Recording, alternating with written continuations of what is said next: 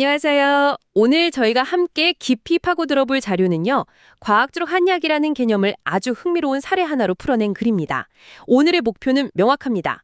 원인 모를 통증, 이걸로 고생하던 한 환자가 있었어요. 이 사례를 쭉 따라가 볼 건데요.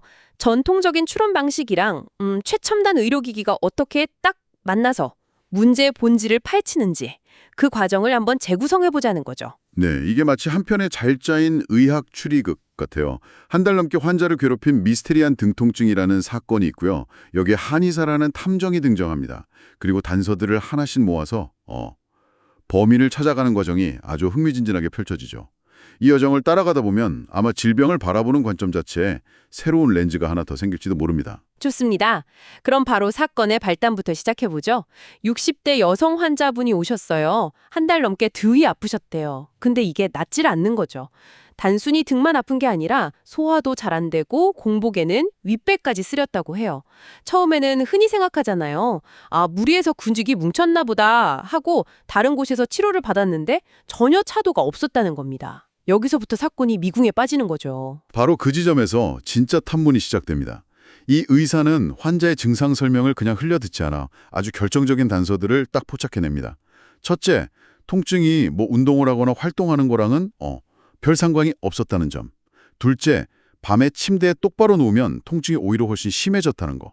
그리고 셋째, 신기하게도 옆으로 누우면 통증이 줄어들었다는 점입니다. 마지막으로 직접 진찰을 해보니까 오른쪽 등 그 갈비뼈랑 척추가 만나는 지점 있잖아요. 네네. 늑골 척추각이라고 하는데 거기를 눌렀을 때 아주 심한 통증이 있다는 걸 확인한 거죠. 잠깐만요. 이게 정말 이상하네요. 보통 허리나 등이 아프면 움직일 때 아프고 가만히 쉬면 괜찮아져야 하는 거 아닌가요? 맞습니다. 근데 이 경우는 정반대네요. 활동과는 상관없고 가장 편안해야 할 눕는 자세에서 통증이 심해진다니요? 바로 그겁니다. 이게 핵심 단서죠. 만약 이게 그냥 근육이나 디스크 문제였다면 쉬면 당연히 편해져야 해요. 그렇죠. 근데 이 환자는 쉴 때 특히 몸의 압력이 내부 장기를 누르는 자세에서 통증이 극심해지는 거예요. 이건 마치 몸 안에서 나 여기 있으니 건드리지 마 하고 소리치는 신호 같은 거죠. 범인이 등 근육이나 뼈 같은 외부에 있는 게 아니라 몸속 깊은 곳, 즉 내부에 있다는 아주 강력한 증거입니다. 와, 소름 돋네요. 환자의 말 한마디 한마디를 그냥 넘기지 않고 그 패턴을 읽어낸 거군요. 그래서 근골격계 문제라는 가장 유력했던 용의자를 수사선상에서 제외하고 내부장기 문제라는 새로운 용의자를 딱 특정한 거네요? 정확합니다. 연역적 추리의 과정이죠. 환자가 같이 호소했던 소화불량이나 상복부 통증, 이런 다른 증상들하고도 이 가설은 딱 맞아떨어지거든요. 자, 이렇게 가설을 세운 줄에는 어떻게 해야 할까요? 증거를 찾아야죠. 맞습니다. 증거를 찾아야 합니다. 여기서부터 이 이야기의 장르가 뭐랄까 좀 바뀌는 것 같아요. 한의사가 내부장기라는 범인의 실체를 확인하기 위해 꺼내든 도구가 바로 초음파, CT, MRI 같은 현대 영상 진단 장비였다는 점이죠. 사실 많은 분들이 한의원 하면 떠올리는 이미지랑은 좀 다르잖아요. 이 지점이 바로 과학적 한의학이라는 개념의 심장부라고 할 수 있어요. 자료의 저자는 이 장비들을 특정 의학의 전유물로 보지 않습니다. 그냥 질병의 내면을 들여다보기 위한 도구라고 정의해요. 생각해보세요. 내과, 즉 인터널 메디슨의 본질이 뭘까요? 몸속, 인터널의 문제. 그렇죠. 눈에 보이지 않는 몸속의 문제를 탐구하는 학문입니다. 옛날 의사들은 손으로 만져보고 두드려보고 환자의 목소리를 들으면서 몸속을 상상했지만 지금 우리에겐 초음파나 CT라는 강력한 내시경이 생긴 것뿐이라는 거죠. 아, 관점의 전환이네요. 도구는 도구일 뿐이고 누가 어떤 철학을 가지고 사용하느냐에 따라 그 가치가 달라진다. 이런 말이군요. 그럼 그 최첨단 도구들로 뭘 발견했나요? 아주 체계적으로 접근했습니다. 우선 1단계로 복부 초음파 검사를 했어요. 그랬더니 췌장 머리 쪽에서 경계가 좀 불분명한 그림자가 보이고 왼쪽 신장에서 한 5, 6cm 크기의 꽤 큰 물혹, 그러니까 낭성병변이 발견됐습니다. 일단 용의자의 실루엣은 포착한 거죠. 실루엣은 확인했군요. 하지만 아직 범인이라고 딱 특정하기엔 좀 부족했을 것 같은데요. 맞습니다. 그래서 더 선명한 사진을 얻으려고 2단계로 CT, 전산화 단층 촬영을 진행합니다. 신장의 6.5cm 크기 낭종은 다시 한번 명확히 확인됐고요. 췌장 쪽에서는 췌관이 약간 확장된 소견이 나왔습니다. 근데 영상의학과에서는 이 정도는 노화 과정에서 자연스럽게 나타날 수 있는 변화라고 판단했죠. 아, 잠깐만요. 그러니까 CT에서도 뭔가 보이긴 했는데 나이 들면 그럴 수 있다고 넘어갔다는 거잖아요. 근데 여기서 MRI를 또 찍는다는 게 환자 입장에서는 아니 이거 과잉 진료 아닌가? 이렇게 생각할 수도 있었을 것 같은데요. 의사는 도대체 무슨 확신이 있었던 걸까요? 아주 날카로운 질문입니다. 바로 그 지점에서 의사의 추리가 빛을 발하는 거죠. 만약 의사가 CT 결과만 믿고 별거 아니네요 라고 했다면 이 사건은 그냥 미제 사건이 됐을 거예요. 하지만 의사는 계속해서 풀리지 않는 그 단서, 밤에 누우면 심해지는 등 통증이랑 오른쪽 늑골 척추각 압통을 놓지 않았어요. 아직 내가 못 찾은 무언가가 분명히 있다는 확신이 있었던 거죠. 그래서 마지막 3단계로 MRI 촬영을 공고한 겁니다. 와, CT로도 못 본 걸 MRI가 찾아냈군요. 둘 다 몸속을 보는 건데 어떤 차이가 있었길래 가능했던 건가요? 좋은 질문입니다. 원리가 완전히 달라요. CT는 엑스레이를 여러 각도에서 쏴서 몸의 단면, 그러니까 구조를 보는 데 탁월해요. 뼈나 장기의 모양을 선명하게 보여주죠. 근데 MRI는 강력한 자기장을 이용해서 우리 몸 조직의 성분, 특히 물 분자의 미세한 차이를 기가 막히게 잡아냅니다. 췌장에 생긴 2mm짜리 작은 물혹은 구조적으로 너무 작아서 CT에서는 그냥 주변 조직이랑 섞여서 잘 안 보였지만 물 성분을 귀신같이 감지하는 MRI의 눈에는 선명하게 반짝하고 보였던 거죠. 아하, 드디어 범인의 선명한 몽타주를 확보했네요. 한 달 넘게 환자를 괴롭혔던 통증의 원인이 바로 그 2mm짜리 췌장 낭종이었군요. 사건이 해결된 것처럼 보이지만 여기서부터 이 이야기의 진짜 하이라이트가 시작됩니다. 아주 중요한 분기점이 나오거든요. 현대 영상의학은 췌장과 신장의 낭종이라는 구조적인 병변, 즉 리전을 찾아냈습니다. 문제의 실체, 왓을 밝혀낸 거죠. 하지만 한의학적 진단은 여기서 멈추지 않고 한 걸음 더 깊이 들어갑니다. 또 다른 진단이 있었다고요? 아니, 2mm짜리 혹 말고 다른 원인이 또 있었다는 뜻인가요? 원인이 다르기보다는 문제를 바라보는 층위가 다르다고 할 수 있습니다. 의사는 환자의 모든 증상, 그러니까 밤에 심해지는 등 통증, 소화불량, 복부 압통 이런 진찰 소견들을 다 종합해서 소양양명병이라는 한의학적 진단을 함께 내립니다. 소양양명병, 이름부터가 좀 어렵게 느껴지는데요. 그게 구체적으로 어떤 의미인가요? 이렇게 비유해 볼 수 있어요. 자동차 엔진의 특정 부품, 즉 낭종이 고장났다고 해보죠. 현대의학은 그 고장난 부품을 정확히 찾아내서 수리하거나 교체하는 데 집중합니다. 아주 중요하고 강력한 접근법이죠. 그런데 한의학은 거기서 질문을 하나 더 던지는 거예요. 왜 다른 부품은 멀쩡한데 유독 이 부품이 빨리 닳았을까? 혹시 엔진 오일이 부족했나? 냉각수가 새서 계속 과열 상태였나? 소양양명병은 바로 그 엔진이 과열되고 에너지 순환이 중간에 꽉 막혀버린 전반적인 상태를 가리키는 진단명입니다. 췌장이나 신장에 생긴 낭종은 그 상태 때문에 생긴 여러 결과물 중 하나일 뿐이고요. 와, 그 비유가 정말 명쾌하네요.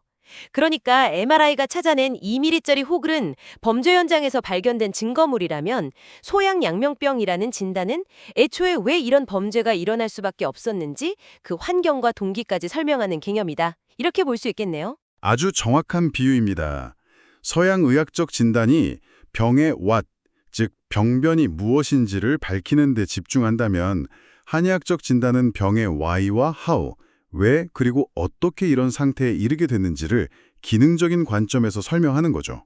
어느 한쪽만 보는 게 아니라 이 두 가지 진단을 모두 손에 쥐었을 때 비로소 환자의 상태를 입체적으로 이해할 수 있게 됩니다. 그렇군요. 진단은 두 개인데 그럼 치료는 어디에 초점을 맞추나요? 2mm짜리 혹을 직접 없애는 약을 쓰는 건가요? 아니면 말씀하신 그 과열된 엔진 같은 몸 상태를 식히는 데 집중하는 건가요? 정확한 지적입니다. 여기서 의사의 선택이 이 사례의 방향을 결정하죠. 그는 후자를 택했습니다. 몸 전체의 불균형, 즉 소양양명병이라는 근본적인 환경을 바꾸기로 한 거죠. 그리고 그가 꺼내든 무기가 바로 대시오탕이라는 처방이었습니다. 대시오탕. 그 처방의 출처가 흥미롭다고 들었습니다. MRI라는 21세기 최첨단 기술로 찾아낸 병을 치료하는데 아주 오래된 고전 의서를 참고했다고요. 네, 바로 상한론이라는 약 1800년 전의 한의학 고전입니다. 이 지점에서 많은 사람들이 아니, 최신 장비로 병을 찾아놓고 치료는 왜 그렇게 오래된 책을 보고 해? 이렇게 의문을 가질 수 있어요. 하지만 이 자료의 저자는 그 고전을 바라보는 우리의 시각을 완전히 뒤집어 놓습니다. 어떻게 말인가요? 상한론을 지필했던 고대 의사들 역시 당대의 기준으로 보면 가장 앞서 나간 과학자들이었다는 겁니다. 그들도 지금 우리처럼 과학적 탐구 과정을 통해 질병을 진단하고 치료법을 개발했어요. 지금의 임상시험과 본질적으로 다르지 않아요. 수많은 환자의 증상을 면밀히 관찰하고 일정한 패턴으로 분류하고 가설을 세웁니다. 그리고 약초를 조합한 처방을 투여한 뒤에 그 결과를 다시 관찰하면서 가설을 검증하는 과정을 수백, 수천 번 반복했던 거죠. 와, 그렇게 생각하니까 상한론이라는 고전이 완전히 다르게 보이네요. 낡고 신비주의적인 책이 아니라 1800년 동안 축적된 거대한 임상 빅데이터베이스 역할을 하는 거군요. 소양, 양명병이라는 특정 증상 패턴을 입력하면 가장 치료 성공 확률이 높았던 대시오탕이라는 알고리즘을 추력해주는 뭐랄까 검색 엔진처럼요? 완벽한 비유입니다. 물론 옛날 의사들에게는 MRI나 혈액 검사 같은 도구가 없었죠. 하지만 그들은 오로지 자신의 감각과 관찰력에 의존해서 환자의 몸이 드러내는 아주 미세한 신호들을 포착하고 해석하는 능력에 있어서는 어쩌면 지금의 우리를 뛰어넘었을지도 모릅니다. 그들의 날카로운 관찰과 경험, 그리고 그 방대한 데이터를 집대송한 것이 바로 고전의사의 진정한 가치라고 할 수 있죠. 알겠습니다. 현대 기술로 범인의 몽타주를 확보하고 고전 데이터베이스에서 그 범인이 활동하기 좋은 환경까지 파악했네요. 이제 남은 건 검건데 이 오래된 처방이 정말 효과가 있었습니까? 결과는 아주 성공적이었습니다. 환자는 대시오탕을 기반으로 한 처방을 복용한 후부터 증상이 눈에 띄게 호전되기 시작했고요. 3개월 후에는 한 달 넘게 자신을 괴롭혔던 등 통증과 소화불량, 이 모든 불편함이 완전히 개선되었습니다. 췌장에서 발견된 2mm 크기의 작은 병변은 물론 사라진 건 아니지만 더 이상 문제를 일으키지 않는 상태가 된 거죠. 앞으로 정기적인 추적 관찰을 통해 관리해 나갈 예정이고요. 수천 년간 축적된 전통의학의 지혜로 그 병을 유발한 몸의 상태, 기능적 불균형을 바로잡는 것.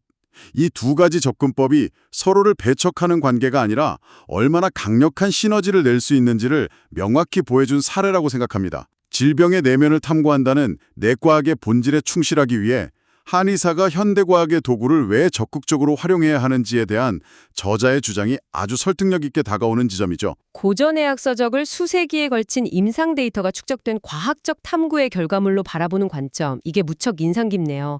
단순히 옛것을 맹목적으로 따르는 게 아니라 그 안에 담긴 과학적 원리와 데이터를 현대의 상황에 맞게 재해석하고 활용하는 지혜가 중요해 보입니다. 네, 맞습니다. 여기서 우리가 한번 생각해 볼 만한 질문이 생겨요.